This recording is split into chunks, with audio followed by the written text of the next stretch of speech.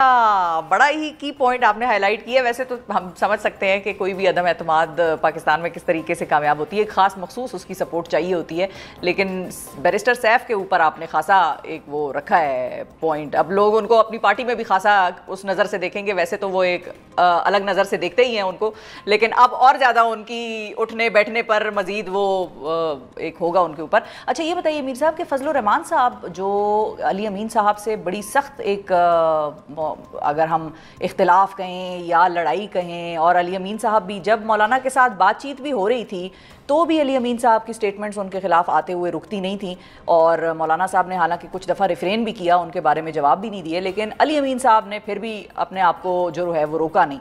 तो अपने बदतरीन दुश्मन को, सियासी दुश्मन को मौलाना साहब रेस्क्यू कर गए, ये हम कह सकते हैं? नहीं, ये हम बिल्कुल भी नहीं कह सकते।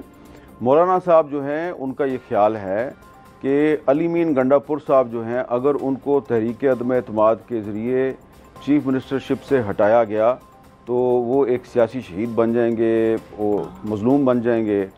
तो इस वक्त उनका ये ख्याल है कि अली मीन गंडापुर साहब जो हैं वो न सिर्फ ये कि सूबे में बड़े अनपॉपुलर हैं, बल्कि within the ranks of Pakistan Tehreek Insaf वो बहुत ज़्यादा अनपॉपुलर हैं, वोटर भी उनसे खुश नहीं है।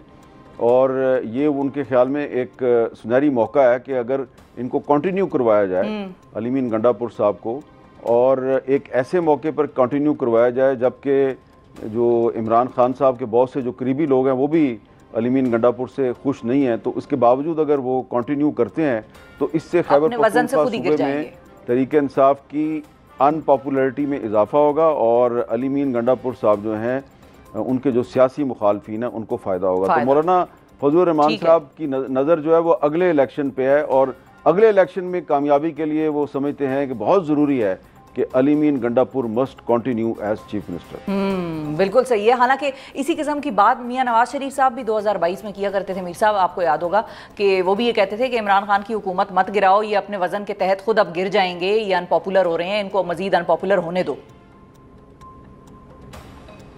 ये नवाज शरीफ साहब की राय नहीं थी, ये अच्छा। पीपल्स पार्टी की भी राय थी, ये बहुत से लोगों की राय थी।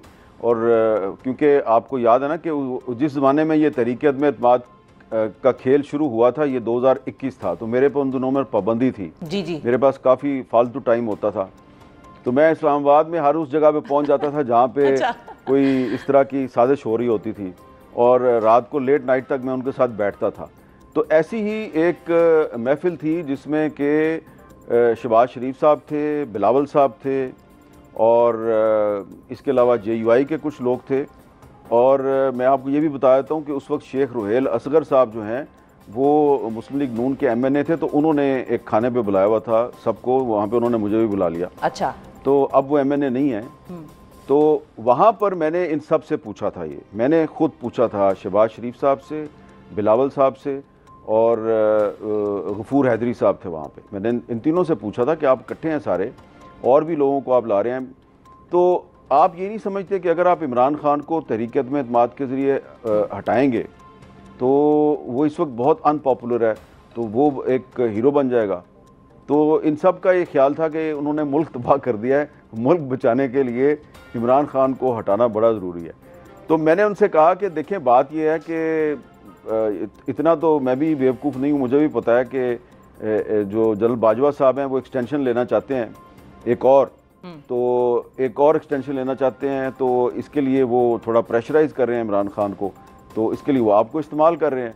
तो अगर आप लोग इस्तेमाल हो रहे हैं तो आपको लगता है कि इमरान खान साहब जो हैं वो इस तरीके से जनरल बाजवा साहब को एक्सटेंशन देने के बाद वो आपकी बात सुनेंगे? तो ये आए बाएँ शाएँ कर रहे थे सारे। तो नवाज शरीफ साहब जो हैं वो उस वक्त लंदन में बैठे हुए थे, और उस वक्त शाहिद खाकान अब्बासी साहब बहुत आ जा रहे थे उनके पास। बाजवा साहब और नवाज शरीफ साहब के दरमियान शाहिद खाकान अब्बासी साहब ने काफ़ी पैगाम रसानी भी की। तो ये एक तासुर है कि जी नवाज शरीफ साहब जो हैं वो चाहते थे कि इमरान खान के ख़िलाफ़ तहरीक अदम एतमाद ना लाई जाए।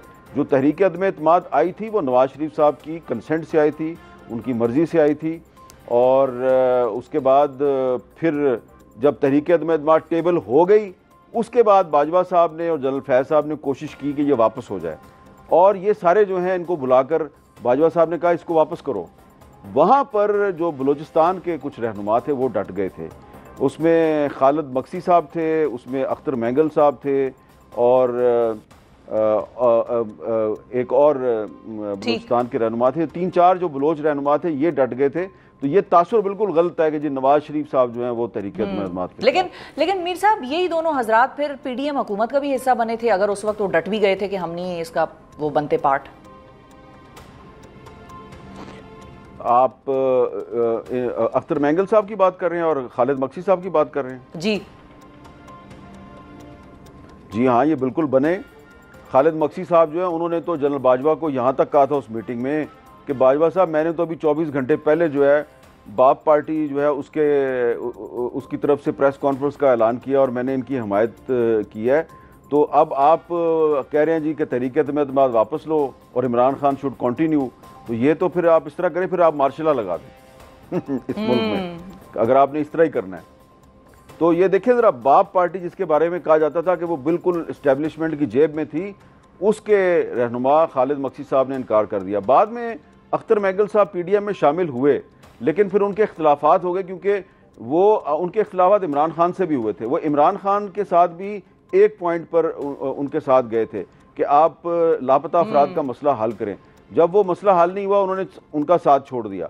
फिर पीडीएम की गवर्नमेंट में भी उनका यही फटा था, और अभी भी उन्होंने जो असेंबली से इस्तीफा दिया हुआ है उसके पीछे भी यही कहानी है। बिल्कुल तो सही है। इसलिए आप ये कह सकते हैं कि इमरान खान के खिलाफ तहरीक-ए-अदम में वो लोग इनके साथ थे, लेकिन अब तो वो इनके साथ नहीं। हाँ जी, अब इनके साथ नहीं। तारीख बस बड़ी बेरहम होती है, बहुत सारे लोगों को बेनकाब करती जाती है साथ साथ। अच्छा मीर साहब ये बताएं आप कि पीपल्स पार्टी इस वक्त की क्या सिचुएशन है? कल हमारे प्रोग्राम में साहिबजादा हामिद रजा साहब थे, वो ये कह के गए हैं कि अब परेशान होने का वक्त वफाक का आ गया है और वफाक में भी कुर्सियाँ तब्दील हो सकती हैं, कोई और फ्रंट पे आके बैठ सकता है, तो नून लीग के लिए खासा परेशानी का वक्त है। और साथ ही खबर ये भी उड़ी हुई है कि पीपल्स पार्टी जो है वो बाकायदा तौर पर कैबिनेट में शायद शामिल होने की हवाले से बाज़गश्त भी चल रही है, बातचीत हो रही है, सोच विचार हो रहा है।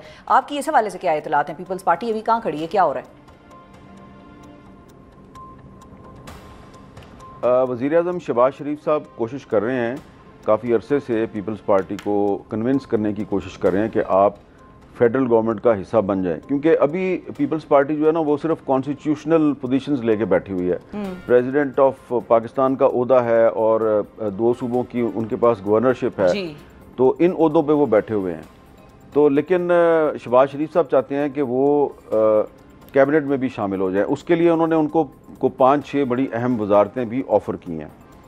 इस पर पीपल्स पार्टी के अंदर इब्तिदा में ये राय थी कि हमें इनके साथ शामिल हो जाना चाहिए, लेकिन फिर बिलावल भुट्टो जरदारी साहब जो हैं उन्होंने जब सलाह मशवरा किया, अपनी सेंट्रल एग्जीक्यूटिव कमेटी के अरकान से बातचीत की, तो उनका ये ख्याल था, ख़ास तौर पे जो पीपल्स पार्टी पंजाब के जो रहनुमा हैं, कि जी हमारी तो लड़ाई चल रही है मुस्लिम लीग नून के साथ सूबा पंजाब में, उन्होंने जो वादे किए थे वही पूरे नहीं किए, तो प्लीज़ आप इनका फेडरल गवर्नमेंट का हिस्सा ना बने। तो बिलावल भुट्टो जरदारी साहब ने अभी 2 दिन पहले भी ये कन्वे किया कि हम फिलहाल फेडरल गवर्नमेंट में शामिल नहीं होना चाहते। इसकी एक देखें सीधी सी वजह भी है। इसकी एक वजह यह है कि ठीक है, वो वजह यह है कि ठीक है, सुप्रीम कोर्ट ऑफ पाकिस्तान ने मखसूस नशस्तों पे एक ऐसा फ़ैसला दिया है जिससे कि मुस्लिम लीग नून को बहुत ज़्यादा फ़ायदा हुआ है, उसकी सीटों की तादाद बढ़ गई है। लेकिन इसके बावजूद ये हुकूमत इतनी अनपॉपुलर है कि पीपल्स पार्टी जो कि इनकी इत्तेहादी है, वो उस पार्टी के वोटों से ये हुकूमत खड़ी है। उसके बावजूद पीपल्स पार्टी इस हुकूमत की काबीना में शामिल होने से गुरेज कर रही है और मुसलसल गुरेज किए जा रही है। और अभी मुझे लगता है कि फ़िलहाल आने वाले काफ़ी अरसे तक पीपल्स पार्टी गुरेज की पॉलिसी ही इख्तियार करेगी। गुरेज ही करेगी, बिल्कुल ठीक है। पाकिस्तान की सियासत के हवाले से हमने बात की, लेकिन पाकिस्तान की सियासत में एक और नया आइडिया इंजेक्ट हो गया है, आप इसको कहें कि सामने आया है, इंट्रोड्यूस कराया जा रहा है, वो है अब्राहम अकॉर्ड के नाम से। अब्राहम अकॉर्ड वो मुआहिदे जिनके हवाले से हमने प्रोग्राम के आगाज़ में आपको बताया। मीर साहब ये बताइए कि ये अब्राहम अकॉर्ड जो है, इसको तस्लीम करने के हवाले से ख्वाजा आसिफ साहब, राना सनाउल्लाह साहब के जो अचानक तवातर के साथ बयानात सामने आ रहे हैं, इस पर ज़रा अगर हम बात कर लें, क्या वाकई पाकिस्तान को इस हवाले से प्रेशर आ रहा है? पाकिस्तान से ये तकाजा किया जा रहा है कि आप अब्राहम अकॉर्ड को मान लें, इन्हें पर गौर करें और मतलब कहाँ से प्रेशर आ रहा है, कौन, क्या इसका सिलसिला चल रहा है, ये इसके वाले से आपकी क्या खबरें? देखिए, ये अब्राहम अकॉर्ड जो है ना, ये उस वक्त ये बात शुरू हुई थी जब ट्रंप साहब का पहला दौरे सदारत था, जब पहली दफ़ा वो अमेरिका के सदर थे। तो उस ज़माने में ये बातचीत शुरू हुई थी। बज़ाहिर इसका मकसद तो ये है ना कि जो